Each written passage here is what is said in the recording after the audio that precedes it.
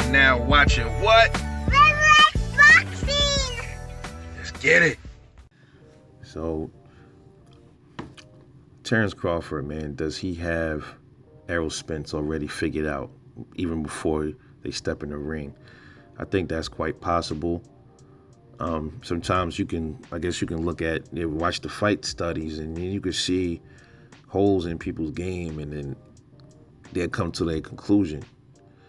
And then, you got to ask yourself, like, why is Terence Crawford so confident? Like, he's like certain that he's gonna wash Errol Spence, and he's also certain he's gonna wash Jermell Charlo. Well, why is that? A boxer's not just gonna say, especially somebody of Terence Crawford's caliber, he's not gonna just, I'm gonna wash you, I'm gonna knock you the fuck out, I'm gonna crush you. A lot of that comes from confidence. Sometimes you gotta put that in your own mind, but a lot of it also comes from study. I think a lot of the times they watch each other and then they get to see, okay, then can I beat this dude? I can't really, can I beat him? Can I not? Oh yeah, I see this little spot. I see, oh, okay, yeah. Oh, easy work, or, whatever the case is. So it's a possibility, man. He probably would have got Errol Spence figured out before they even step into the ring, if that happens, if it takes place. That's not to say Terence Crawford he shouldn't be careful, because Errol Spence's punch rate is higher than Terence Crawford's. Crawford is more of a dude where, lots of times in a fight, man, he goes off of what you throw first. Like, he's more of a reactionary fighter. He wants you to punch first or swing first, and then he initiates his offense off of what you're doing. You know what I mean? Not all the time, but most of the time, if you watch it, yeah, he'll do that.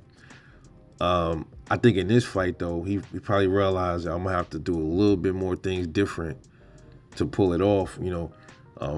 Terence Crawford's gonna have to knock him out to beat him. I don't think on the cards. I don't think it's gonna even go to the cards. Especially, I don't think he's gonna win on the cards, especially if it's like in Dallas.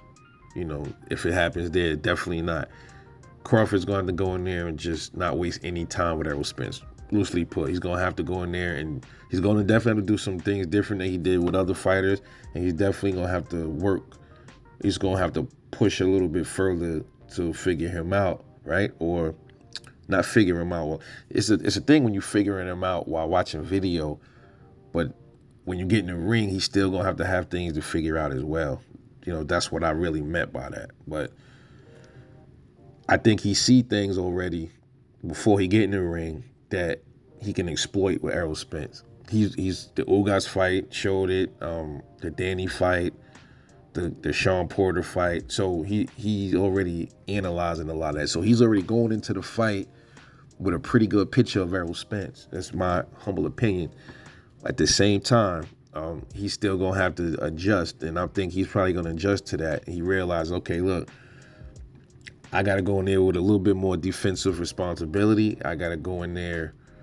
I can still be a dog in there, because you need that. I can still go in there and hurt dudes, but I have to be calculated a little bit more responsible when it comes to Errol Spence.